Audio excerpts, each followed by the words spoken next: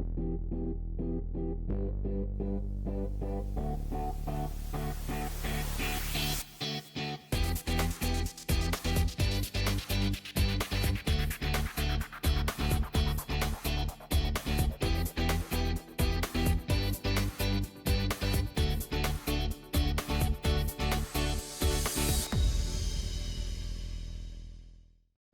to Tech with Heart. I am your host, Michelle Calloway, and today's topic is all about protecting your business from SIM swapping.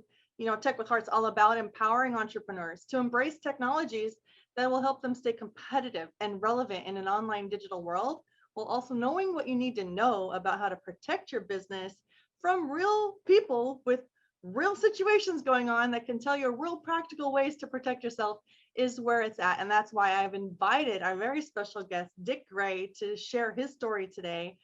I want to let you know a little bit about him. He is a veteran, and we appreciate your service, Dick, but we also want to let you know that he's got 50 years in the printing industry, and specifically, he's also got world-class experience in document fraud protection. So he kind of knows a lot about security anyway, but you're going to want to sit down, you're going to want to tune in and stay tuned in, because his story will amaze you and then it'll also prepare you. So welcome to the Tech with Heart stage, Dickgray. Thank you, Michelle. I'm really glad to be here sharing my story, and hopefully there will be tidbits in it that can help people protect themselves and their businesses. That is exactly what we're hoping for, Dick. You know, obviously, you know, you bring a business to the center stage here that is a vital one still in the printing industry. It's not, it's a thriving industry still today, but that's not what we're going to focus on. We're going to focus a little bit more on what recently happened to you that others should know about that are in business and also in life, really, because there's a huge thing happening right now in security issues with phones, and that's called SIM swapping. So can you share a little bit of your story recently? Yes. On the evening of May 5th, my wife and I started getting messages from our bank that people were trying to add people to our accounts and trying to transfer money out of our accounts. And the bank stopped it because my wife and I have iPhones. When we check in to our bank to look at our bank statements or transactions or anything, the bank knows that we have iPhones. The person or people that tried to hack into us had an Android Samsung phone. That sent a red flag up to the bank, and they stopped everything. But while our bank has two-step authentication, what was happening is the people had swapped out our SIMs on our cell phones so that when the bank sent the code over to us to authenticate, they were using that code to try and get back into the accounts. So let me just, okay, so SIM swapping is becoming a very big deal. Somehow these hackers are getting a hold of SIM cards and actually convincing your mobile carriers to that they are the real author, and then they send a text code for verification. The text goes to them and not to you, the real owner of the account. Is that right? That is correct. And the next morning after we had got this, we called our bank at 8 o'clock in the morning. They put us over to the fraud division. The fraud division said we had to go to the bank immediately. At 9 o'clock when they opened, we had to close down all of our checking accounts, savings accounts, term accounts, everything that we had with the bank. We had to get new accounts. We had to get new credit cards, go through all of that. And we asked them, should we do anything with our cell phones, anything with our emails? And they said, no, you don't need to do that. Unfortunately, that wasn't the correct information, because after we changed everything, they did get into my wife's business credit card, but it got stopped after one charge, and the bank ended up reversing that out. But they hit us again 3 weeks later after we had made all of those changes. And so how did that happen? Because you didn't do what on the first time around? We didn't lock down our cell phones, our email addresses. We didn't lock those down so that people couldn't swap them out. So we had to go to our cell phone carrier, which in our particular case was Verizon, but they all have pretty much the same way of doing it. We had to give up our cell phone numbers that we've had 20, 25 years and have new cell phones. Well, my wife then started sending out emails telling everybody I have changed my email address and I have a new cell phone number. A lot of people thought that there were hackers trying to contact them. And so some people, like relatives and what have you, contacted our daughter, who's a school teacher. Is this really something legit? Yes, it's legit and everything. Then we had to go in and found out that both of our email addresses were on the dark web already. The dark web. Yes, the dark web, for those of you who do not know what the dark web is, it is where when your identity has been stolen, all of that information gets sold to the dark web, and that means that they are privy. That information is privy to any bad, evil hacker, intentional hacker to go in and wreak havoc. Is that what it is? Yes, exactly. And you never know who's buying the information, where they're located at in the world. They can take and extract information out, turn around and sell it again like it's never been used, and the next people will try and get in and doing the same thing. So when I contacted the franchise or IT department about changing my email address, they recommended not doing it because I've got thousands of contacts. I've got vendors, I got customers, I've got prospects. It would just be a nightmare trying to contact everybody. But they were the ones that suggested contacting my carrier about SIM swapping. And they said it's very, very common today. And they also sent along information to me to go on the internet.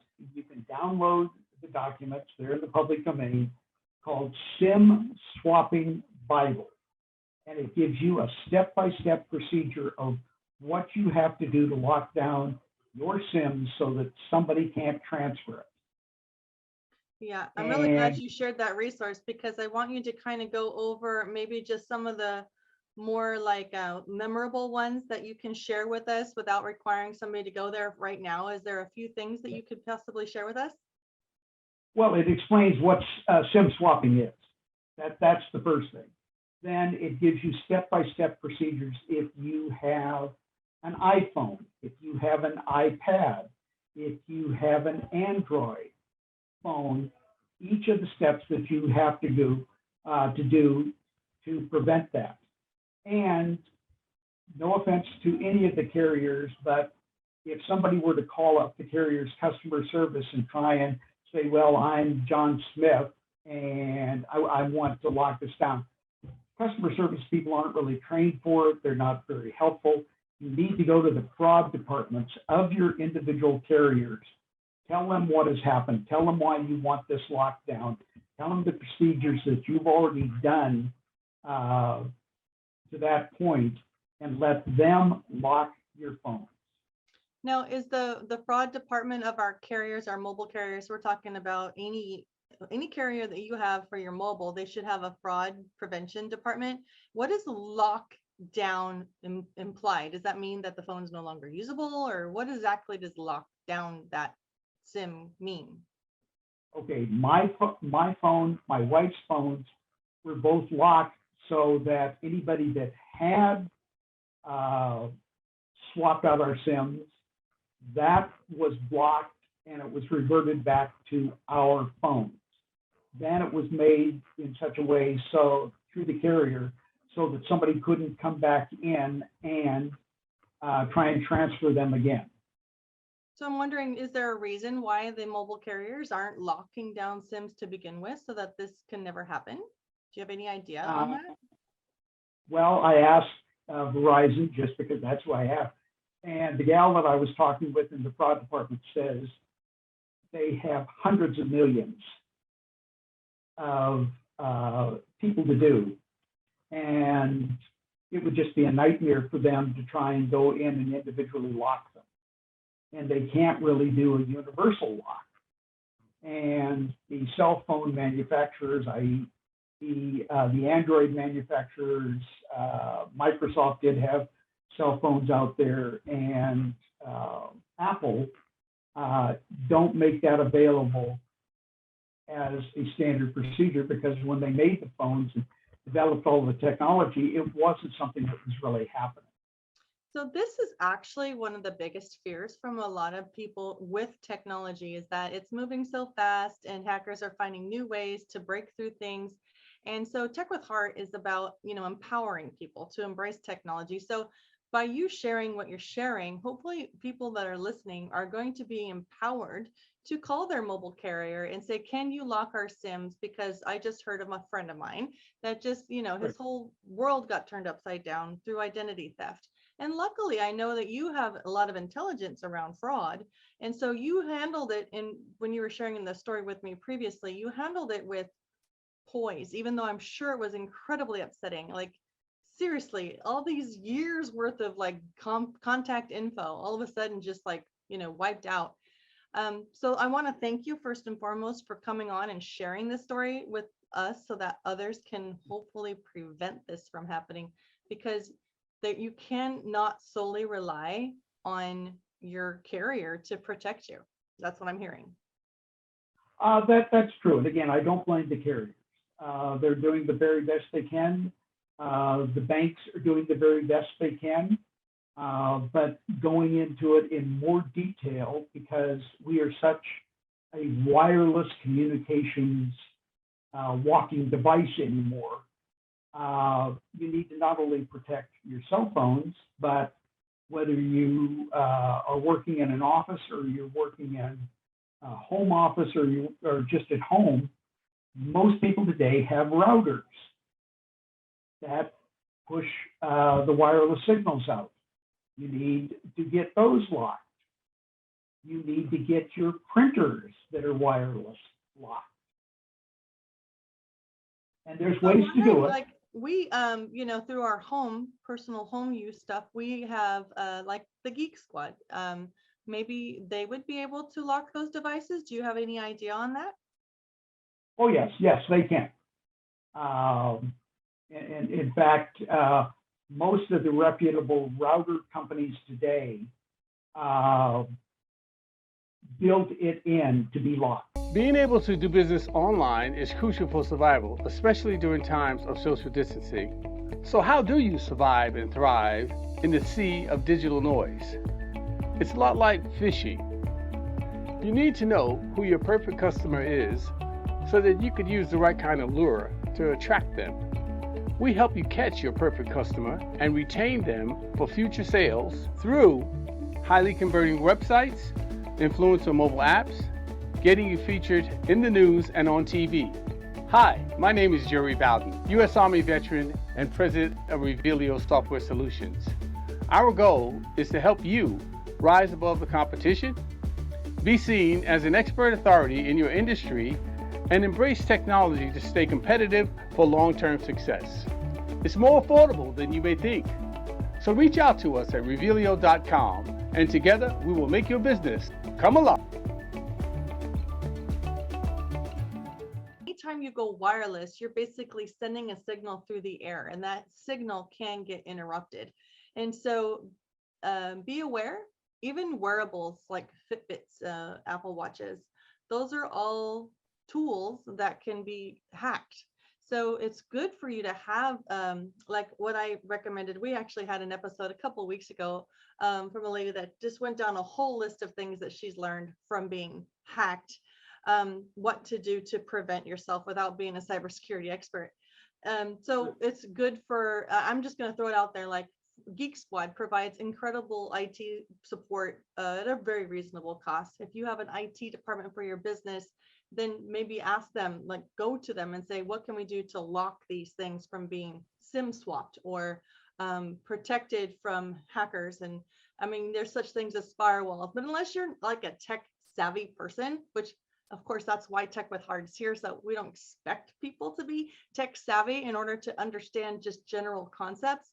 But this is something in addition to just traditional two-factor authentication protocol. This is SIM swapping. This is like if this gets through into your mobile phones, and then once they get in there, then everything else could be opened up like a vault to them. So I really hope you're hearing what we're saying and take heed to go and talk to your IT department or your Geek Squad guys, or talk to your mobile carrier. That's a great place to start. What do you say, Dick?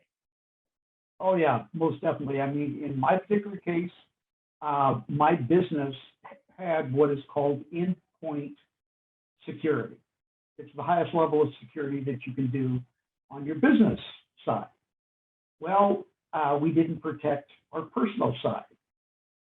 And when my IT guy went in and searched each of our computer systems, we found out that we weren't hacked at home.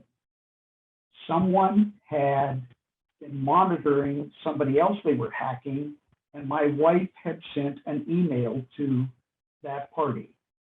From that, these hackers, many times, they'll collect 100 different email addresses and see who they can hack into. And that's how they got into our accounts.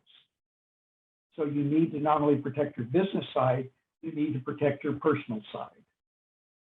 Good point. I know that the larger the businesses, usually they have like a team that's dedicated to protecting all of the communications, all of the transactions, all of the portals, basically, Right. in which communication is being done. But a lot of times we forget about protecting the personal side. Again, that would be a great time to engage somebody like the Geek Squad to help you.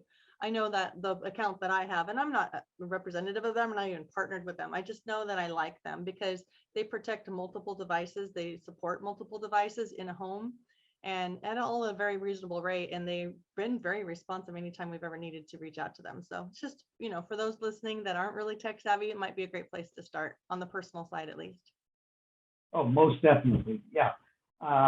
You need one, whatever it is, be it a Geek Squad or an individual or somebody else has recommended that they're using, what have you. Follow up with it, get signed up with them, get them to look at what you've got, what you should be having, make the recommendations, and then get it done. Yeah, and mention these things like locking down the printer, locking down the router, locking down your mobiles. And now they may not be able to do it. You might have to go to your carrier, but go to the fraud department of the carrier rather than customer service. So you're opening our eyes and our minds into what other levels of things that we can do as non-tech savvy business owners, or even tech savvy business owners. Maybe we just hadn't taken it to that next level with that SIM swapping. So what is a takeaway that you would like to leave impressioned upon those who are hearing it and saying, yeah, it's probably a good idea, but they're like, what is it that you like to impression upon them as far as how important this is?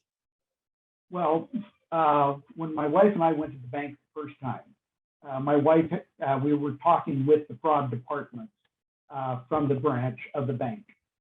And my wife says, we're not super wealthy people. Why would they want to hit us versus big name people out there? Well, big name people out there many times have already got people in there protecting them for reasons because of their notoriety to lock things down.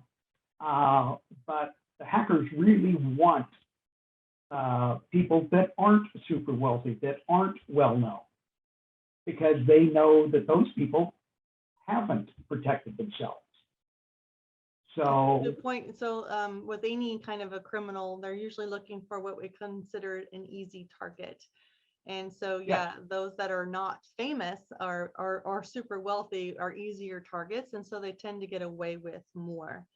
So we hope that by listening, you're not actually living in fear now. We just want you to be empowered to make good decisions to protect your business and also your personal effects.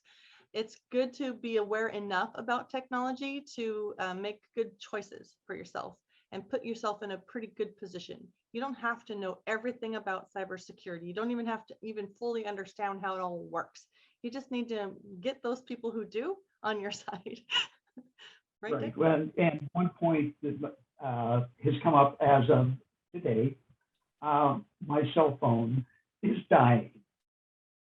These things happen out there. It won't charge at all. So when we're done with today's activity, I'm going over to my cell phone carrier and I have to get a new cell phone.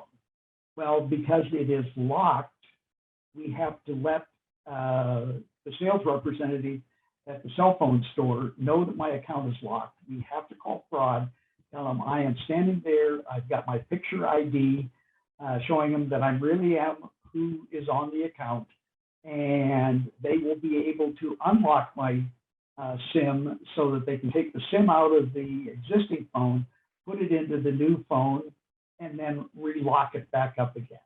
So you don't think about the fact that you may have to do that in the future, but that is something that I know that I'm going to be faced with here within an hour. You know what, though, that's a really good point, because I know a lot of people become very impatient with all of these hurdles that it feels like they have to go through in order to verify who they are. But think about it from the reverse side. Aren't you thankful that there are at least those levels of security protocols in play to keep you protected? So keep that in mind the next time you get a little annoyed by how many hoops you have to go through to prove who you are. And we are moving towards a Web3 environment, which will be on blockchain, and it will be a lot more secure. I'm not saying it's hacker proof, but it's going to be a lot harder to hack things on Web3 when it comes to your online businesses and stuff. We still have to figure out how to deal with this Wi-Fi thing because it can be interrupted and it can open a portal. But I just want to encourage you, don't hear what we have to say and start living in fear. Hear what we have to say and start living empowered. So with that, I just want to say, Dick, thank you so much for being on our show and sharing your story. There's vulnerability in sharing, the situation, and we appreciate it because others will learn from it. So thank you so much from our hearts to yours. And I want to, if you're listening to this Tech with Heart episode and you are a business expert and you would like to come on to the Tech with Heart show to empower our entrepreneurial audience so that they can grow their business online, gain competitive advantage, and embrace technologies to help them grow faster, please reach out to us at techwithheartnetwork.com. And also, if you are listening and you would like to be a part of a very heart-centered yet innovative, forward-thinking community of small business owners, we would love to have you. You can join our membership for free, or you can join us at a gold level and be elevated as an influencer within our community and get on the Tech with Heart show yourself, and then be broadcast out there across the world on our radio show, TV show, and our podcast. So go to techwithheartnetwork.com if you're interested in learning more. We'd love to have you. Here's to your success.